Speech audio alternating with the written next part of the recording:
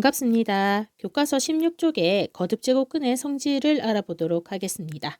자, 앞에서 우리가 제곱근의 성질은 배웠죠. A가 0보다 크고 B가 0보다 클 때 루트 A 곱하기 루트 B는 각각의 루트는 전체의 루트 씌울 수 있다는 걸 알았습니다.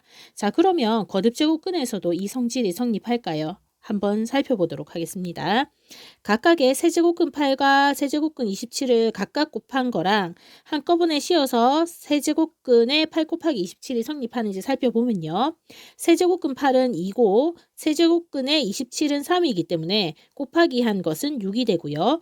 우변의 세제곱근의 8 곱하기 27 이것은 6의 세제곱이라서 우변 또한 6으로서 같아진다는 걸 알 수 있겠습니다. 자, 그러면 일반화시켜서 제곱근의 성질 이것처럼 거듭제곱근의 성질도 만족되는지 한번 살펴보도록 하겠습니다. 우선 지금 이 공식을 기억해서 활용하는 게 제일 중요하고요. 지금 처음 다루는 거기 때문에 증명하는 방법을 한번 보여드리도록 하겠습니다. 우선 지금 주어진 n제곱근 A와 n제곱근 B의 곱을 전체 n제곱을 했을 때 지수법칙에 의해서 각각 분배할 수 있죠. 그러면 각각의 n제곱으로 바뀌었고요. 여기에서 n제곱근 A를 n제곱하면 어떻게 됩니까? 지금 여기에서 n제곱근 A라는 것은 x의 n제곱이 A 이것을 만족시키는 것을 중에서 실근을 말하기로 하죠. 그러면 이 방정식을 만족시킨다는 것은 n제곱근 A를 x자리에 넣었을 때 n제곱하면 A가 나와야 됩니다. 따라서 이 빨간색 부분 이것을 n제곱했기 때문에 얘는 A가 되고요. 똑같은 방법으로 n제곱근 B 또한 n제곱하면 B가 나오게 하는 실수이기 때문에 B가 되는 걸 알 수 있습니다. 결론적으로 주어진 요 n제곱근 A 곱하기 n제곱근 B를 n제곱 했더니 AB가 나왔습니다. 다시 n제곱근 A와 n제곱근 B 이것 전체를 n제곱을 했더니 AB가 나왔습니다. 그러면 이 동그라미 친 이 부분은 뭐라는 얘기죠? n제곱해서 AB가 나오게 하는 것 중에서 실수라는 뜻이죠. 다시 말해서 이것은 AB의 n제곱근 중 실수란 얘기고요. 이것을 어떻게 표현하죠? n제곱근 AB라고 표시를 하기로 했습니다. 자, 특히 A가 양수이고 B가 양수이기 때문에 얘도 양수가 되죠. 따라서 AB의 n제곱근 중 실수인데 양의 실수가 됩니다. 그러면 이것은 요것과 같게 되죠. 이것을 다시 정리하면요. 이때 0보다 큰 n제곱근 A 곱하기 n제곱근 B는 0보다 크고 n제곱했을 때 AB가 나오게 하기 때문에 이것은 AB의 양의 n제곱근이므로 이것과 이것은 같은 것을 알 수 있다. 결론적으로 요 공식이 성립하는 걸 알고요. n루트 n루트 요 n루트 n루트가 모양이 같으면 한꺼번에 씌워서 n루트의 AB 이렇게 합칠 수 있다는 거 기억하시면 되겠습니다. 교과서 16쪽의 문제 4번 보도록 하겠습니다.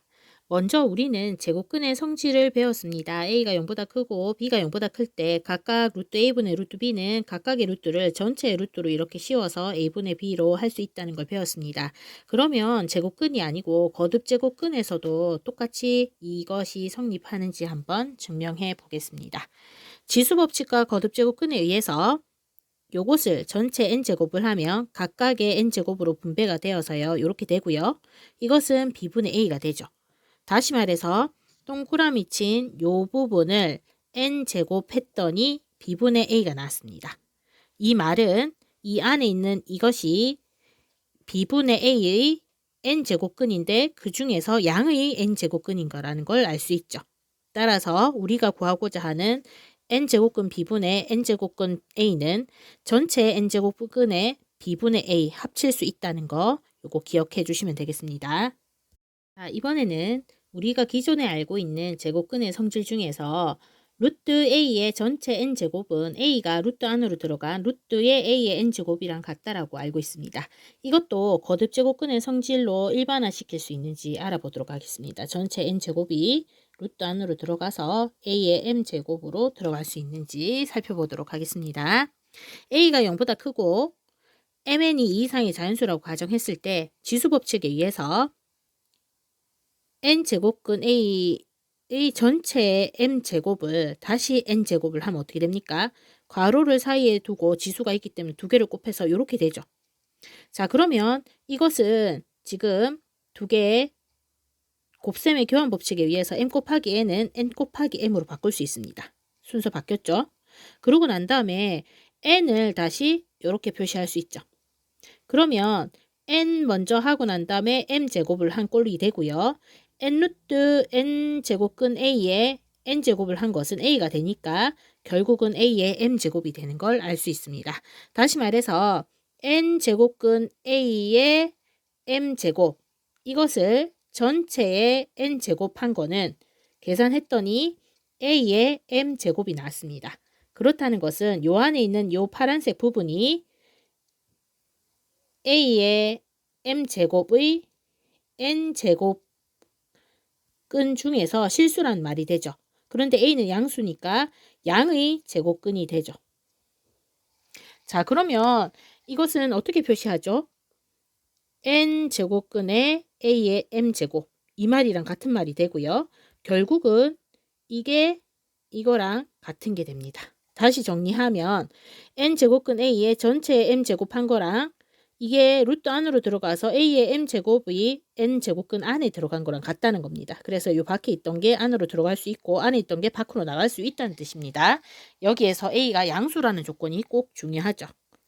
자, 다시 정리하면 거듭제곱근의 성질에서 n제곱근 a에다가 m제곱을 전체에 한 거나 m제곱이 안으로 들어가서 a의 m제곱을 n제곱근으로 씌운 거나 같다는 거 기억하시면 되겠습니다. 교과서 16쪽에 문제 5번 보도록 하겠습니다. 5번은 거듭제곱근의 성질 중에서 요것이 성립하는 걸 증명하는 건데요.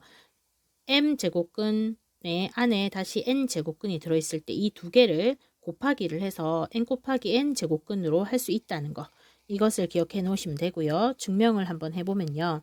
주어진 이것을 전체 mn제곱으로 하니까 결론이 이렇게 돼서 어떻게 됩니까?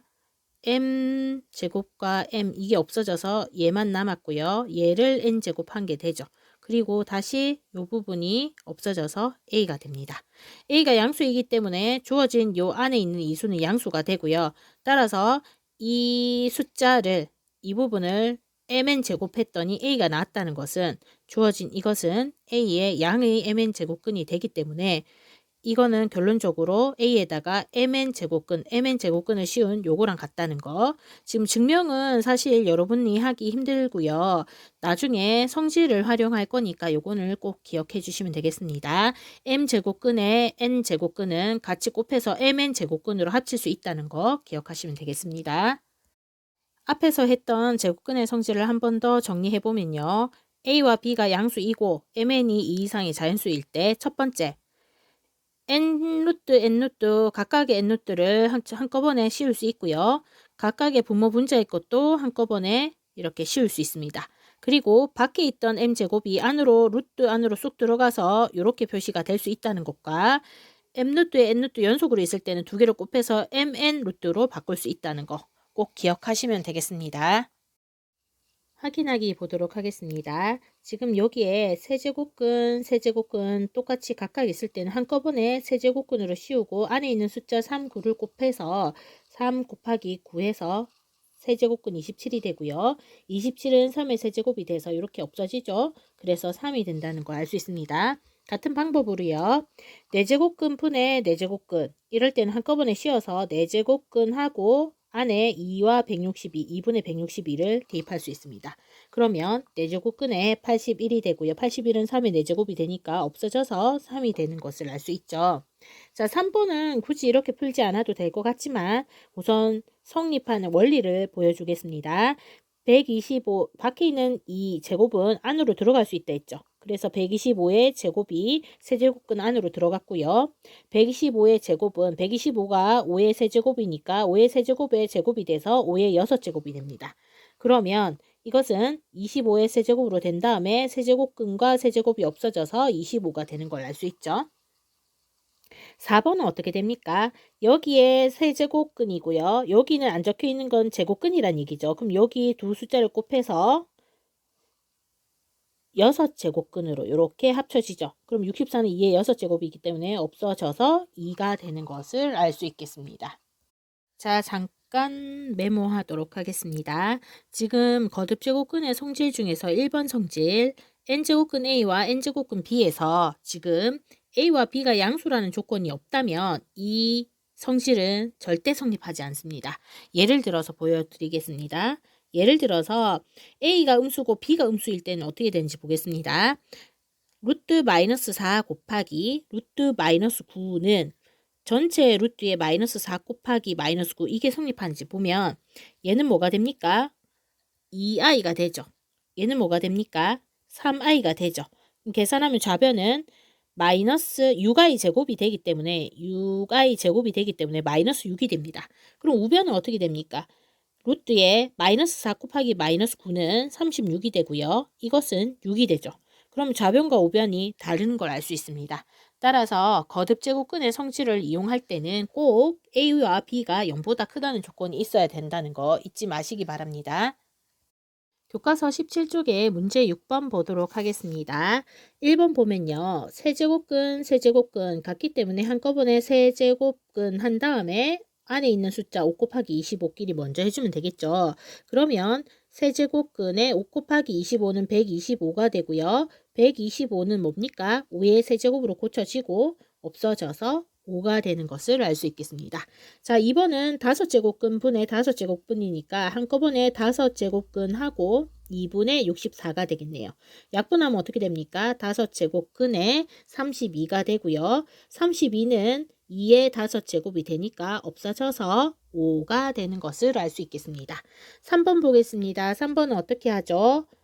4가 여기 들어갈 수 있죠. 따라서 8제곱근에 4의 4제곱 이렇게 됩니다. 그런데 4는 2의 제곱이기 때문에 이렇게 계산할 수 있고요.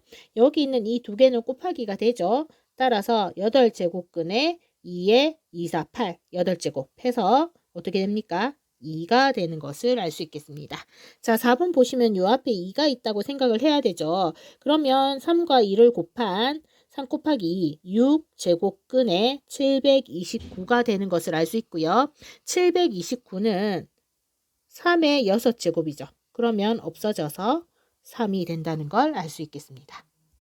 문제 7번 보도록 하겠습니다. 자, 거듭제곱근끼리 덧셈과 뺄셈이 나옵니다. 우선 루트 2 플러스 3루트 2 계산하듯이 하면 되는데요. 루트 2 플러스 3루트 2 할 때는 루트 2를 하나의 문자로 계산해서 a 플러스 3a 계산하듯이 하면 된다 했죠. 따라서 루트 2 플러스 3루트 2는 어떻게 됩니까? 4, 여기 1이 있으니까 4루트 2가 되는 걸 알 수 있습니다. 그러면 같은 방법으로 2 곱하기 세제곱근 3과 더하기 3 곱하기 세제곱근 3은 어떻게 계산합니까? 지금 세제곱근 3을 문자로 본다면 2a 플러스 3a 계산하듯이 하면 되죠. 따라서 5에다가 세제곱근 3이라고 계산을 하면 되겠습니다. 그러면 1번 보겠습니다. 우선 세제곱근 81을 거듭제곱으로 표시를 하면요. 3의 4제곱이 되죠. 자, 24도 마찬가지로 2 곱하기에 세제곱근이니까 세제곱으로 빼낼 수 있는 숫자가 뭐가 있을까요? 8, 3, 24 되네요. 2의 세제곱 곱하기 3으로 표시할 수 있습니다.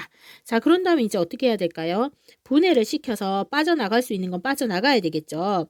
세제곱근에 3의 4제곱은 3 하나에 3의 세제곱 이렇게 되죠. 다시 말해서 세제곱근 3 곱하기 세제곱근의 3의 세제곱이 되고요. 이 부분은 이렇게 없어지니까 어떻게 됩니까? 3 곱하기 세제곱근의 3 이렇게 됩니다. 자, 그러면 마저 오른쪽에 거 식도하겠습니다. 2 곱하기에 얘는 어떻게 되죠? 세제곱근의 2의 세제곱 곱하기 세제곱근의 3 이렇게 각각 세제곱근 씌워줄 수 있고요. 이쪽 부분은 이렇게 없어지니까 2가 되죠. 그럼 2는 4가 돼서 4 곱하기 세제곱근 3이 되네요. 다시 적어주면 4 곱하기의 세제곱근 3이 됩니다. 그러면 이 부분을 하나의 문자로 생각한다면 3a 플러스 4a 계산하듯이 해서 7a가 되니까 a 대신에 세제곱근 3 이렇게 적어주면 되겠습니다. 2번 보도록 하겠습니다. 둘 다 4제곱근인데요. 하나는 400이 들어있고 하나는 25가 들어있습니다. 우선 4제곱근 25는 25가 밖으로 못 나가죠. 4제곱 형태로 안 바뀌니까. 그러면 400을 25와 뭐의 곱으로 표현을 하려 해보면 400은 25에다가 16을 곱하면 400이 됩니다. 따라서 주어진 식은 4제곱근에 16 곱하기 25에다가 마이너스 4제곱근 25가 되는 걸 알 수 있고요. 자, 16은 2의 4제곱인 걸 알 수 있죠. 그러면 각각의 4제곱으로 고쳐본다면 이렇게 표시가 되죠. 자, 그리고 여기에서 16은 2의 4제곱이니까 이렇게 되는 것까지 알 수 있죠. 자, 그러면 지금 이쪽 부분 이렇게 없어져서 2가 되죠. 다시 정리하면 2 곱하기의 4제곱근 25 마이너스의 4제곱근 25가 되고요. 그럼 4제곱근 이 부분을 A라고 생각하고 2A-A 계산하면 1A, 다시 말해서 4제곱근 25가 되는 것을 알 수 있겠습니다. 교과서 17쪽에 생각 키우기 보도록 하겠습니다. 우선 섬에서 전염병이 유행할 때 신에게 없애달라고 기도를 했더니 아폴로 신이 재단이 좁아서 그런 거니까 재단의 부피를 2배로 만들어주면 너희들의 소원을 들어주겠다라고 했습니다. 따라서 섬 사람들은 재단의 부피를 2배로 만들기 위해서 정육면체의 한 모서리의 길이를 2배로 하여 재단을 만들었지만 질병은 사라지지 않았습니다. 그 이유는 무엇일까요? 우선 재단의 부피를 2배로 만든 게 아니죠. 자, 문제 해결해 보도록 하겠습니다. 처음 만든 정육면체 모양의 한 재단의 한 모서리의 길이를 A라고 한다면 처음에 재단의 부피는 뭐가 될까요? 처음에 재단 부피는 A의 세제곱이 되었습니다. 그래서 새로 만든 재단의 부피를 구해보면요. 원래 한 모서리가 A였는데 이 모서리의 길이를 2배로 했기 때문에 새로 만든 재단의 모서리의 길이는 2배로 된 2A가 되고요. 그럼 새로 만든 재단의 부피는 2A의 세제곱이 되어서 8A 세제곱이 된 걸 알 수 있습니다. 자, 그러면 부피를 2배로 만들려고 했더니 8배로 만든 게 됐죠. 그러니까 기도를 들어주지 않았네요. 그러면 질병을 사라지게 하기 위해서는 어떻게 해야 될까요? 한 모서리의 길이를. 자, 모서리의 길이를 모른다고 했으니까 x라고 뒀을 때 부피는 뭐가 돼야 됩니까? 처음 재단의 부피의 2배가 돼야 되니까 이 모서리 x를 가진 재단의 부피가 원래 거의 2배인 2a 세제곱이 되도록 하면 되겠죠. 자, 그러면 한 모서리의 길이는 뭐가 될까요? 세제곱해서 2a 세제곱이 되는 그 수. 이것은 양의 실수가 돼야 되겠죠. 따라서 세제곱근 2a의 세제곱이 되고요. 이것은 실제로 계산하면 세제곱근 2 곱하기 a가 되는 것을 알 수 있습니다. 따라서 한 모서리의 길이를 원래 모서리를 a라고 했을 때 세제곱근 2만큼 곱해주면 우리가 구하고자 하는 재단의 부피가 2배가 되는 것을 알 수 있겠습니다.